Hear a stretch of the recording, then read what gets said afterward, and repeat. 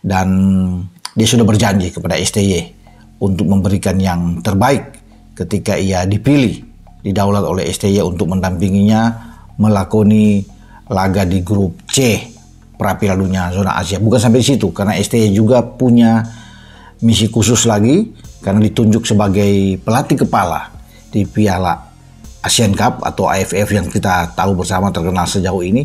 Dan di akhir tahun 2024 dia harus bisa menyiapkan tim, entah tim U23 yang akan dia persiapkan, namun di sana juga Yeom Ki-hun harus ikut bersama memoles tim kita, ya tim muda kita, para striker kita agar tampil maksimal di Piala AFF, tidak menjadi target atau tidak diberikan target khusus oleh PSSI, oleh ketua umum untuk bisa menjadi juara, ya, karena fokus sekarang itu benar-benar di pra Piala Dunia ini.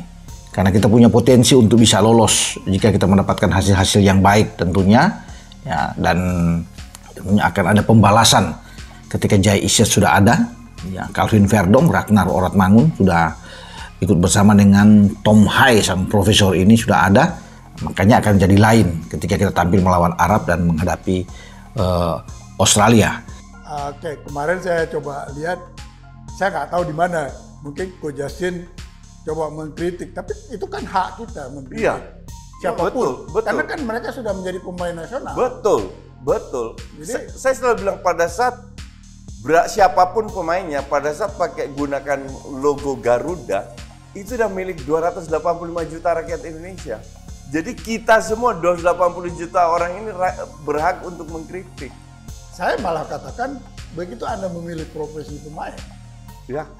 Anda udah siap untuk dikritik. dipuji dan dikritik. Dipuji dan dikritik. Nah, jadi kayak kemarin kan ada sempat coach nggak tahu kritik Arkan Ya, itu waktu Piala Dunia. Piala Dunia, tapi kan begitu kemarin diungkit itu lagi. dibully Ya. lagi, ya, kan ini Coach Justin, gue waktu itu mengatakan, gak ada yang salah di sini. Ya. Kalau emang enggak, lo jangan ambil profesi itu. Iya, betul. Karena apa? Kayak kita lah. Kita begitu jadi pilihan di posisi ini juga siap untuk diterima. Untuk dikritik juga. Iya, kan? Betul. Cuma saya nggak siap kalau nggak salah disalahin. Iya, betul. Dan bahkan gue lebih setuju dengan statement yang Jackson Tiago, pelatih. Anaknya kan si Hugo Samir kalau nggak salah namanya, kan pemain juga. Dia udah kasih masukan ke anaknya.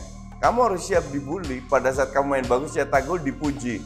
Main jelek dibully. Dan satu-satunya solusi adalah bekerja keras, latihan, dan buktikan di lapangan. Semua pemain di dunia begitu.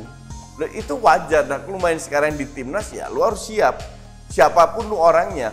Kalau enggak, jangan pakai jersey timnas. Ya, artinya memang ini adalah kebijakan yang tepat ya dari PSSI, tetap mempertahankan Sintayong dan juga memakai pemain-pemain muda. Karena para pemain muda kita sebetulnya minim jam terbang bermain di kejuaraan internasional dan mereka perlu mendapatkan menit bermain sebanyak mungkin. Dan kita tahu bahwa pemain-pemain yang sebelumnya membawa timnas Indonesia mendapatkan medali emas di SEA Games juga adalah pemain-pemain muda yang juga beberapa di antaranya sudah mendapatkan pengalaman di level senior. Dan kita tahu juga baru-baru ini timnas Indonesia U19 menjadi juara di Piala AFF U19. Bisa juga nanti Sintayong memilih beberapa pemain dari skuad tersebut karena kan skuad tersebut nanti akan berjuang di babak kualifikasi Piala Asia pada akhir bulan September. Jadi seharusnya beberapa pemain itu available. Tapi pada intinya jika nanti ada pemain yang dipanggil untuk membela timnas Indonesia dan Liga 1 tetap berjalan dan pemain tersebut adalah bagian yang penting dari klub tersebut, ya yang kita harapkan manajemen dari klub tersebut juga bisa melepas sang pemain agar timnas Indonesia kita kuat dan juga mampu bersaing di Piala AFF 2024. Terakhir, ada pertandingan kemarin Venezia Utrecht. Jay Itzes ada di sana, di Venezia ada Ivar Jenner, terus sama ada satu lagi Ole Romeni. Ole Romeni mencetak gol di pertandingan itu. Venezia, kalau nggak salah Venezia menang 2-1 skornya kalau nggak salah. Tapi waktu itu pas si Jay Itzes menjaga si Romeni dan Romeni bisa lolos dari jagaannya dan bisa berhasil mencetak gol. Akhirnya ada foto bertiga, itu keren banget fotonya, fenomenal. Itu foto terbaik itu di bulan ini mungkin, bikin heboh karena foto itu diharapkan dengan jersey timnasnya gitu. Oke? Ada gestur yang sedikit menarik, gue ramai diperbincangkan tentang Ivar Jenner yang mau salaman tapi nggak diterima. Sebenarnya gue ngeliatnya bukan nggak diterima, tapi emang si Ole Romininya ini dia memang lagi nggak fokus ke sana kalau nggak salah ya, kalau gue ngeliat deh. Dia memang lagi pengen tos ke yang satu, tapi ini nyamperin si Ivar Jenner. Bukan berarti dia, ini kan kadang kan sebenarnya warga Facebook sih ini yang bikin repot nih. Terbukti apa? Terbukti setelah pertandingan ada foto bertiga antara Romeni, Ivar Jenner, Romeni, Ivar Jenner dan si J.I.Z. Foto pelukan sambil ketawa. Kalau dia berantem dia nggak bakal foto kayak begitu. Jadi gue sebenarnya nggak mau ngejelasin, cuman gue ingin menyadarkan aja kalau ini orang warga-warga media sebelah ini memang agak antik-antik memang mereka itu. Tapi nggak apa-apa, sedikit edukasi aja, oke? Jadi kalau ada yang bermain dalam masalah kehadiran pemain asing dan pelatih asing ini siapa? Agent? Terus? Ya dengan klub juga pasti bisa. Okay. Lalu di dalam juga. Karena kalau kasusnya begini, kan ada manualnya tuh. Pemain misalnya dari wilayah CONMEBOL, dari Brasil misalnya, minimal di Liga 3 atau Serie C. Nah ini kan ada kasus, katanya tadinya cuma Liga 4, Serie D. Dipindahkanlah klub gitu loh. Hanya hitungan berapa minggu udah bisa pindah. Jadi ada permainan itu gitu loh. Permainan apa? Administrasi aja. Jadi kualitasnya kita akan tanya kan. Apa betul gitu. Ya. Kan kalau dari Afrika misalnya liganya Liga 2. Pada kenyataannya tuh pemain dari Liga 3. Tapi pura-pura dipindah dulu ke klub Liga 2. Baru keluar gitu loh. Sebelum lebih lanjut, jangan lupa tekan tombol jempolnya, sebagai tanda bahwa kalian cinta Timnas Indonesia.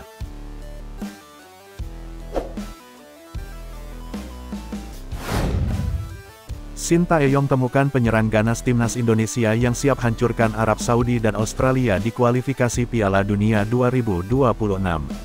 Sintayong temukan penyerang ganas Timnas Indonesia yang siap menghancurkan Arab Saudi dan Australia di dua laga awal grup C kualifikasi Piala Dunia 2026 zona Asia. Penyerang ganas yang dimaksud adalah winger Borneo FC, Stefano Lillipali. Stefano Lillipali terus menunjukkan dirinya belum habis meski kini berusia 33 tahun. Setelah mencetak 11 gol dan 17 assist dari 31 laga Liga 1 tahun 2023 sampai tahun 2024, Stefano Lillipali melanjutkan catatan apiknya musim ini.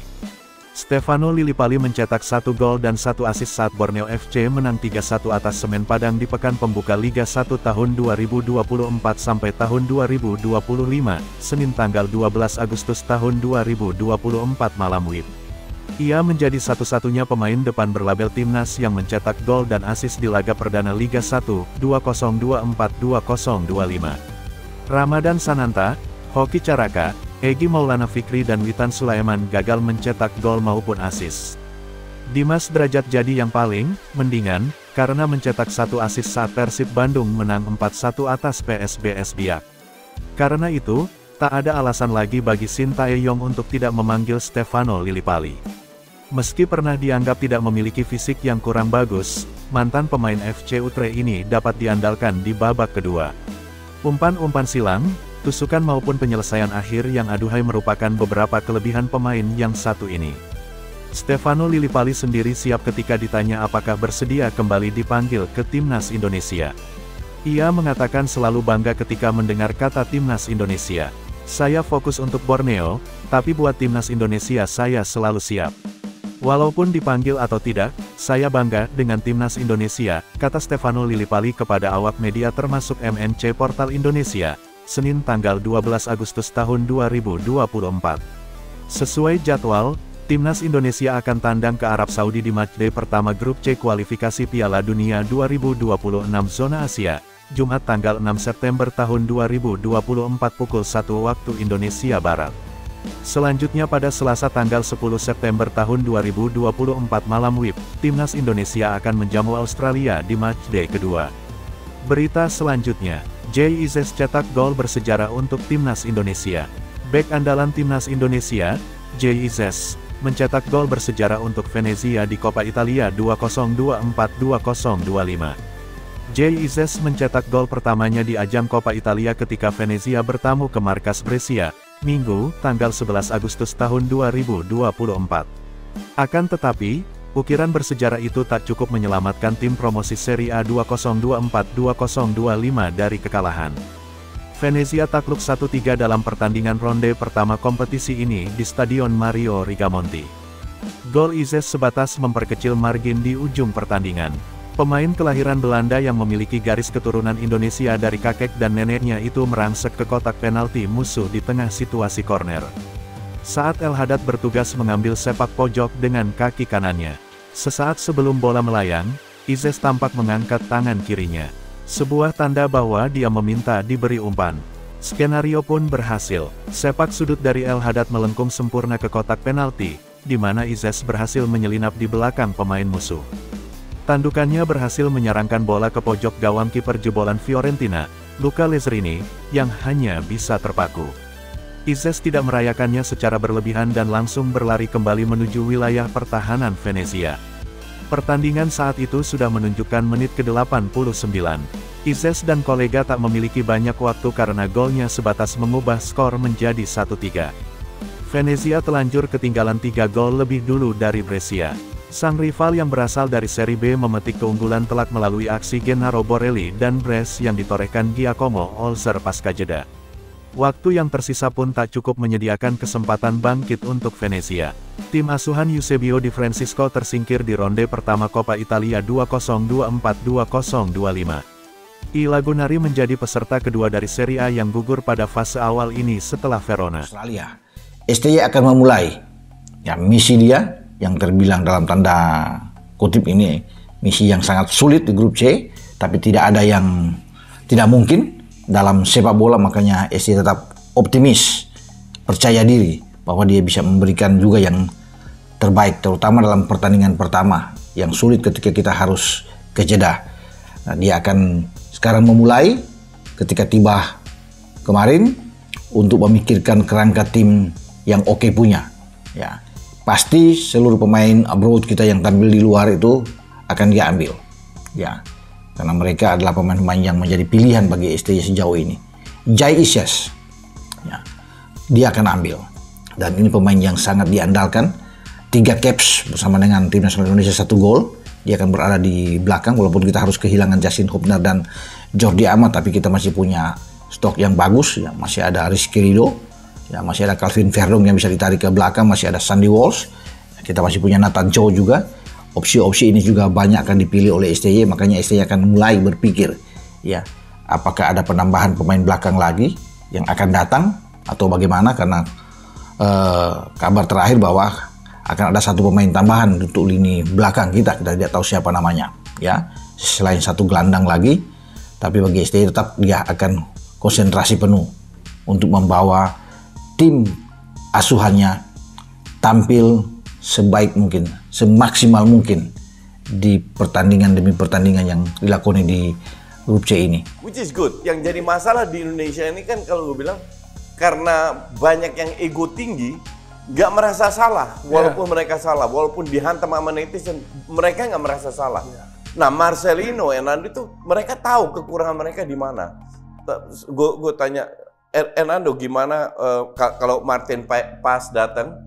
Apakah lu akan jadi cadangan? Dia bilang, oh enggak, gue happy kalau dia datang karena gue bisa belajar. Dan ini kan menunjukkan bahwa seorang atlet sejati itu harus seperti itu, nggak takut kompetitor, bisa berani belajar, bermain as a team. Dan bahkan gue interview di lain kesempatan itu sama Arhan juga.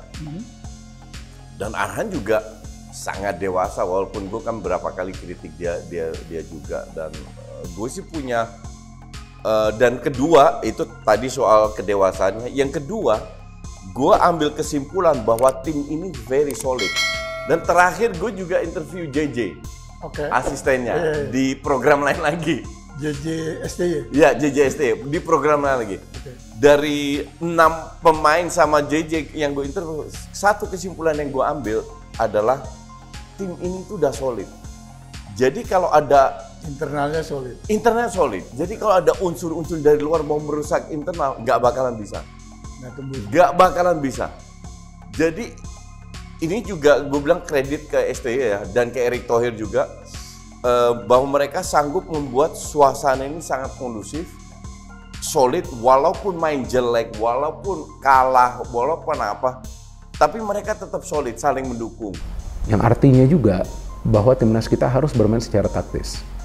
Jika teman-teman sering mengikuti saya, maka kalian pasti ingat bahwa saya sering mengatakan bahwa bagi sebuah tim, ya mau itu timnas atau juga klub, kalau mau meraih hasil-hasil akhir yang positif, permainan itu harus taktis. Karena permainan yang taktis itu yang bisa mencari kelemahan dari tim lawan dan juga memanfaatkan kelemahan dari tim lawan tersebut dengan permainan yang efektif agar bisa meraih kemenangan.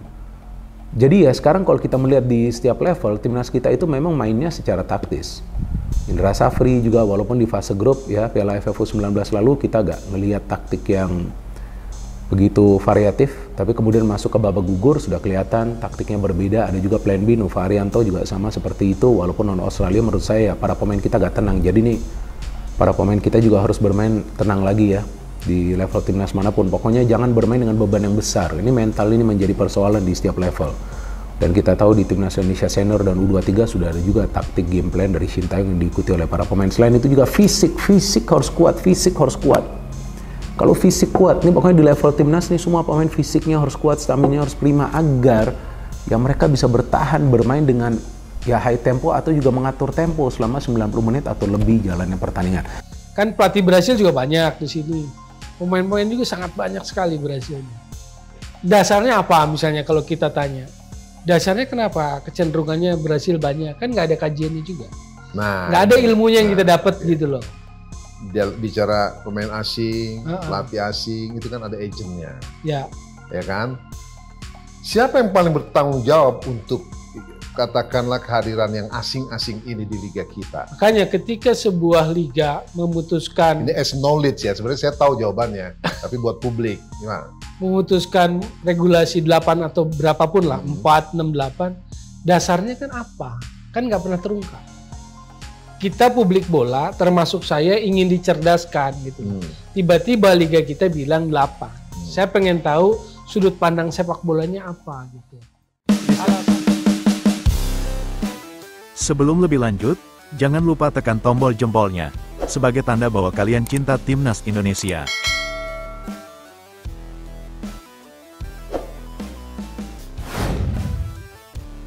Maarten Paes susul Sintayong, gabung Indonesia, pemain naturalisasi, kualifikasi Piala Dunia 2026. Pelatih Indonesia Sintayong telah tiba di Indonesia setelah menempuh perjalanan jauh dari Korea Selatan. Maarten Paes mendapatkan panggilan gabung Indonesia siap menuju Indonesia. Maarten Paes masih di Amerika Serikat, bulan Agustus ini siap-siap memenuhi panggilan Sintayong. Sintayong tampak bersama asisten dan stafnya sudah berada di Indonesia. Kehadiran Sintayong untuk mempersiapkan pertandingan grup C kualifikasi Piala Dunia 2026. Pemain naturalisasi dalam perjalanan dari Belanda menuju Indonesia. Pelatih dan pemain Indonesia mulai menuju Indonesia untuk persiapan menghadapi Arab Saudi pada pertandingan kualifikasi Piala Dunia 2026. Berita selanjutnya, asisten baru Sintayong pantau langsung laga Liga 1 antara Semen Padang vs Borneo FC. Deretan asisten timnas Indonesia sekaligus asisten Sintayong memantau langsung Liga 1 yang mempertemukan Semen Padang vs Borneo FC. Laga pekan perdana yang mempertemukan Semen Padang vs Borneo FC berlangsung di Stadion Sekolah Tinggi Ilmu Kepolisian, Stik Melawai, Jakarta Selatan, Senin tanggal 12 Agustus tahun 2024. 4 asisten Sintayong ini terlihat memantau langsung pertandingan Liga 1 ini. 4 asisten yang terlihat datang dan melihat langsung pertandingan ini yakni Choi In Chol, Jo Byung-guk, Shin Sang-gyu dan asisten baru khusus striker yakni Yong Ki-hun. Sebenarnya kedatangan para asisten Sintayong memantau langsung pertandingan Liga 1 tak begitu mengejutkan. Pasalnya, Sintayong dan para asisten asal Korea Selatan ini baru tiba di Indonesia pada Minggu, tanggal 11 Agustus tahun 2024 malam WIB. Selain karena baru tiba di Indonesia dan sudah langsung memantau pertandingan Semen Padang FC vs Borneo FC. Ada satu nama yang menjadi sorotan yakni asisten baru yang dibawa Sintayong yakni Yong Ki-hun. Seperti diketahui, belakangan ini nama Yong Ki-hun ramai jadi perbincangan publik seusai namanya mencuat jadi asisten Sintayong di timnas Indonesia. Top skor Korean FA Cup pada 2019 tersebut diketahui didatangkan sebagai asisten pelatih khusus striker Timnas Indonesia. Mantan pemain Timnas Korea Selatan dengan catatan 57 caps dan mengoleksi 5 gol tersebut diharapkan menjadi angin segar lini serang skuad Garuda. Hal ini karena lini depan Timnas Indonesia dinilai tumpul, sehingga dengan didatangkannya Yong Ki-hun diharapkan ada perbaikan. Apalagi mantan pemain Jeonbuk Hyundai Motors tersebut telah memiliki banyak pengalaman dan catatan bagus. Bahkan saat ia menukangi Suwon Samsung Brewings ia menerima predikat pelatih League of the Month pada April tahun 2024 lalu. Yong Ki-hun terlihat datang memantau langsung pertandingan bersama beberapa asisten Timnas Indonesia lainnya yakni Choi In-chol, Jo Byung-guk, Shin Sang-gyu. Mereka terlihat menikmati pertandingan ini, dan tentu kedatangan mereka untuk memantau langsung pemain.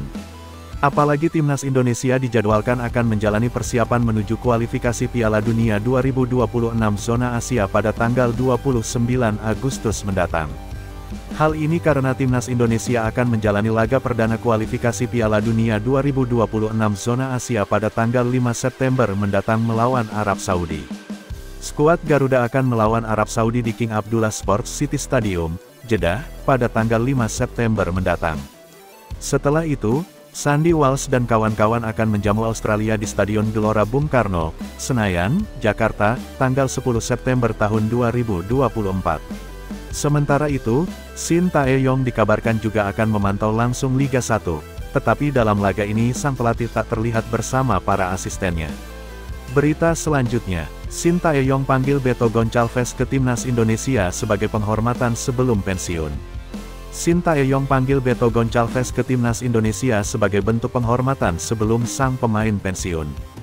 Beto Goncalves yang kini berusia 43 tahun mengisyaratkan pensiun sebagai pesepak bola profesional di akhir Liga 1 tahun 2024 sampai tahun 2025. Saya jaga diri sekali, jaga makanan dan jaga tidur. Meski saya masih sangat kuat untuk bermain sepak bola kemungkinan Liga 1 tahun 2024 sampai tahun 2025 jadi yang terakhir buat saya, kata Beto Goncalves kepada awak media termasuk MNC Portal Indonesia di Stadion Sijalak Harupat, Bandung, Jumat tanggal 9 Agustus tahun 2024. Pertama kali mendarat di Indonesia pada 2008, Beto Goncalves merupakan salah satu pemain asing terbaik yang pernah beredar di tanah air. Ia pernah membawa Persipura Jayapura jawara Liga Indonesia tahun 2010 sampai tahun 2011, serta 2 kali memenangkan trofi Liga 2 bareng Persis Solo dan PSBS Biak. Ia juga pernah menjadi top skor Liga Indonesia tahun 2011 sampai tahun 2012 dan Copa Indonesia tahun 2007 sampai tahun 2008. Sederet fakta ini menunjukkan Beto Goncalves punya penyerang biasa-biasa saja. Berkat aksi ciamiknya, Beto Goncalves sampai dinaturalisasi menjadi WNI pada 2018. Ia pun dipercaya memperkuat Timnas Indonesia U23 di Asian Games 2018 mengisi slot pemain senior. Beto Goncalves pun tampil apik di Asian Games 2018 dengan mencetak 4 gol, sebelum akhirnya skuad Garuda Muda dihentikan UEA U23 di 16 besar.